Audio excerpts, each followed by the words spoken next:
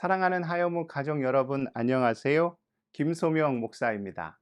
오늘도 변함없이 주의 말씀 앞에 선 여러분을 진심으로 환영하고 축복합니다.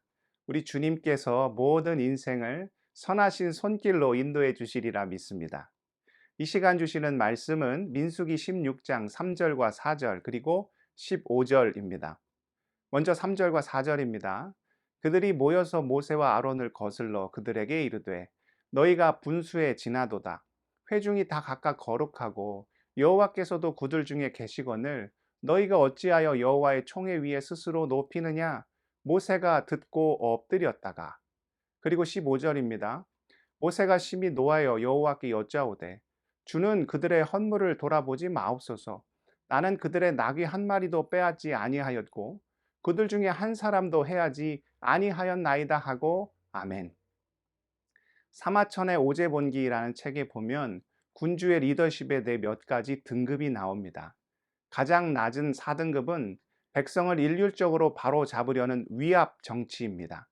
그 다음 3등급은 백성이 깨우치도록 가르치는 훈계형 정치입니다. 그보다 높은 2등급은 이익으로 백성을 이끄는 백성을 잘 살게 하는 정치입니다. 그리고 마지막으로 가장 높은 1등급은 자연스러움을 따르는 정치인 순리의 정치입니다. 이 기준에 따르자면 오늘 말씀에 등장하는 모세는 어느 등급에 해당하는 지도자일까요? 가장 높은 등급인 순리를 따르는 정치를 우리식으로 보자면 하나님의 순리를 따르는 리더십이라고 이해해도 무방하지 않을까 합니다. 그렇다면 모세는 가장 높은 수준의 리더십을 가진 자라고 할 수 있겠죠. 숱한 위기 속에서 어떤 사리사욕으로 문제를 해결하려 하지 않고 항상 여호와 하나님 앞에 엎드렸기 때문입니다. 결국 중요한 것은 리더입니다.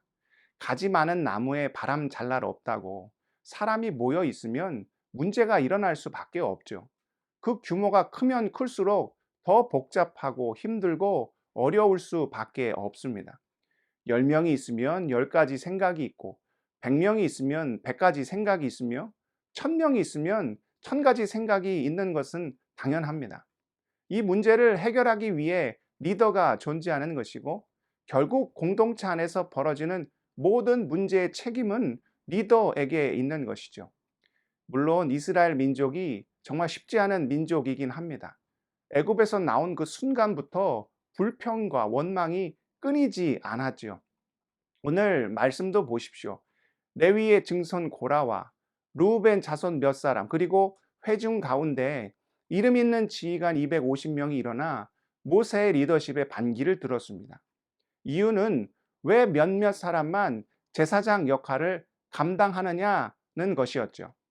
고라 자손을 비롯한 반기를 든 자들이 크게 착각한 것이 있었습니다. 하나님께서 허락하신 모든 일은 다 무엇을 위한 일입니까? 오직 섬김을 위한 것이죠. 그래서 모세가 그들에게 어떻게 이야기합니까? 오늘 말씀 16장 9절입니다. 이스라엘의 하나님이 이스라엘 회중에서 너희를 구별하여 자기에게 가까이 하게 하사 여호와의 성막에서 봉사하게 하시며 회중 앞에 서서 그들을 대신하여 섬기게 하심이 너희에게 작은 일이겠느냐? 첫째로 하나님이 허락하신 일 가운데는 작은 일이 없습니다. 하나님을 섬기고 또 공동체를 섬기는 일에 관하여는 모두가 거룩하고 소중하고 복된 일이지요. 그러니까 모세가 작은 일이겠느냐라고 반문한 것입니다.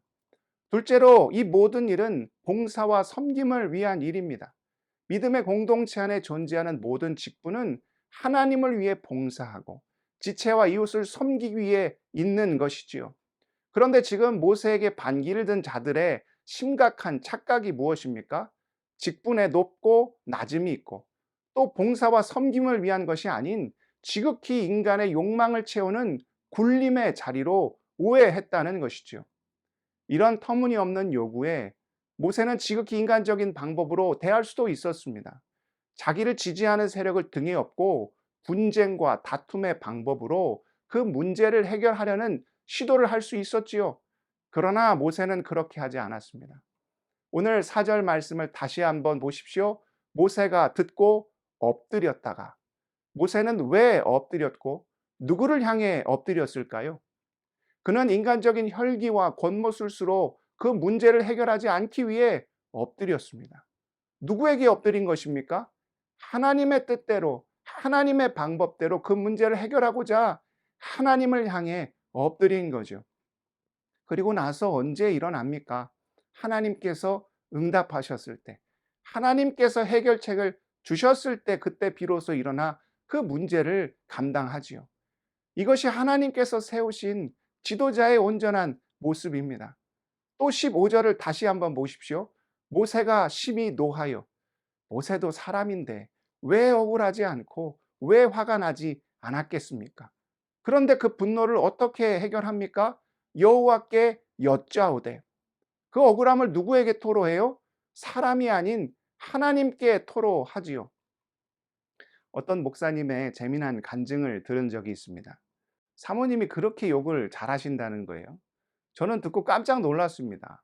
그 목사님도 그렇고 사모님도 그럴 분이 아니시거든요. 근데 사모님이 목사님에 대한 험담과 욕을 그렇게 잘하신다는 거예요. 그런데 어디서 하느냐? 사모님이 목사님께 화가 나거나 서운한 일이 있으면 조용히 골방으로 들어간답니다.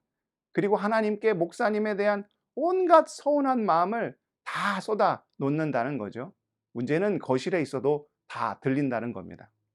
성경을 보면 다윗만큼 파란만장한 인생을 산 사람이 있었을까요? 그래서 그가 인생의 여러 고난 가운데 남긴 것이 바로 시편이죠. 시편을 가만히 보면 온갖 험담과 욕입니다.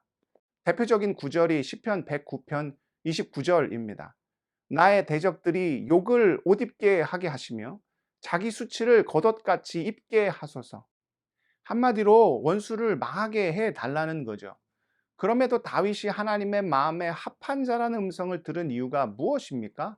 원수 갚음을 자기 손으로 하지 않고 누구에게 맡겨요? 하나님께 맡겼기 때문이죠. 어떤 서운한 일이 있거나 문제가 있을 때 내 손으로 직접 해결하려 하면 이는 그 사람도 망하고 나도 죽는 길입니다. 그런데 그것을 하나님께 맡기면 그도 다시 한번 기회를 얻고 나도 하나님 안에서 이 일로 오히려 은혜를 받게 되죠. 사랑하는 하여묵 가족 여러분, 우리에게 필요한 것은 모세의 엎드림입니다. 오직 하나님께만 드린 다윗의 하소연이죠. 하나님의 방법으로 해결해야만 그것이 유익이 되고 모두가 사는 방법입니다. 우리가 서 있는 모든 공동체 가운데 오직 하나님의 뜻을 따르는 건강한 리더십이 세워져서 하나님의 은혜 안에서 모든 문제의 해결함을 얻을 수 있기를 축복합니다. 기도하시겠습니다.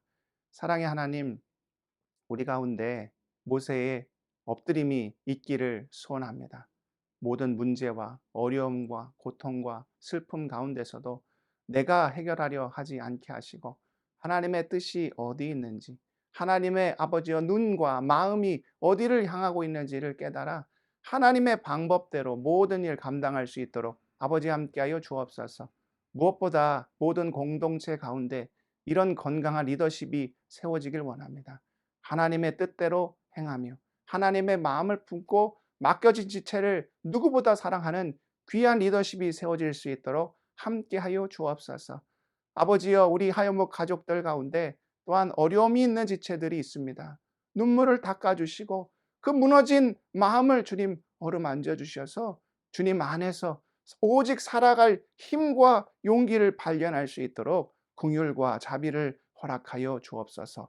오늘도 주 안에서 온전히 승리하게 하여 주실 것을 간절히 소원하오며 예수 그리스도의 이름으로 기도드리옵나이다. 아멘.